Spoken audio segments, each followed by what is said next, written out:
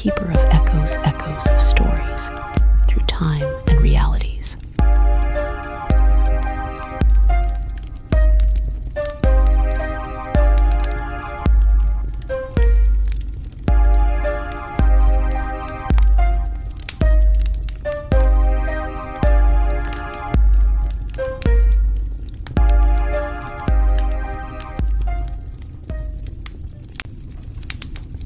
Empires love to pretend they are eternal.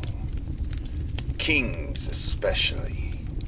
They build gold from thrones, carve their names into moons, and believe the stars themselves will remember them. Tonight's echo is about a sword that did not agree. They called it cursed. They were wrong. The blade had many names. Starfall, Oath Cleaver, Crown Breaker.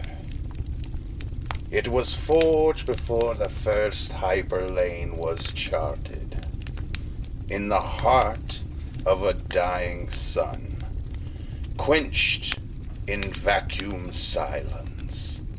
It bore no jewels, no sigils of dynasty, only a mirror-polished edge that reflected not faces, but intent. And it could cut anything.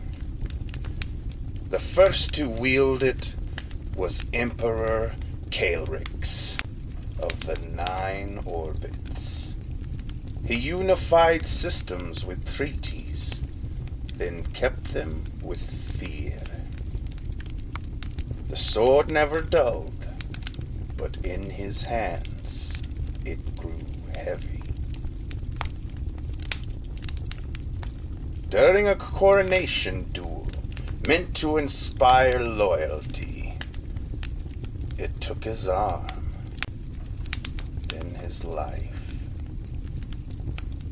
They called it an accident, later a curse. The blade passed on, always upward, always to those who wanted to rule. A queen whose flagship split in two mid-battle. A warlord whose strike rebounded into his own heart. A prince who drew it once and never again stood. The sword never broke, it never chipped, it never missed, but it never obeyed. At last, a scholar noticed something others had not. The sword only failed when wielded in dominance, never in defense, never in sacrifice. Only when power was the goal. The scholar was imprisoned for treason.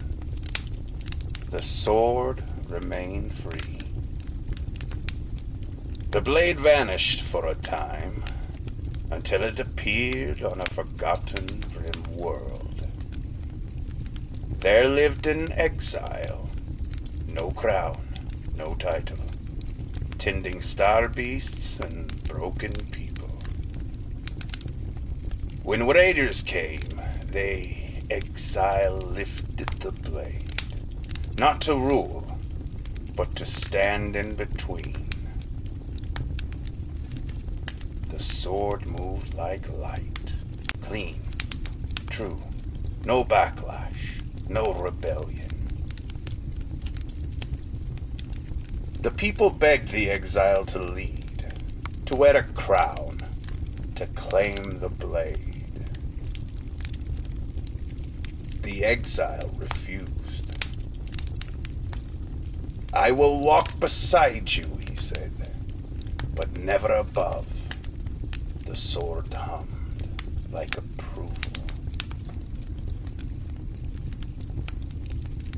When an empire finally came, fleets blotting out the stars, the exile stepped forward alone. The sword did not blaze, it did not roar. It cut command vessels from the sky, disabled, not destroyed. The invasion withdrew, confused, intact, but defeated. That is when the galaxy understood. The sword was never cursed. It was discerning.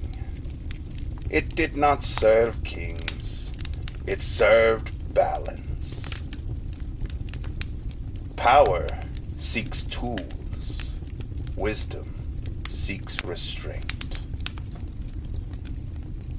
The blade still wanders, they say, appearing when needed, leaving when tempted.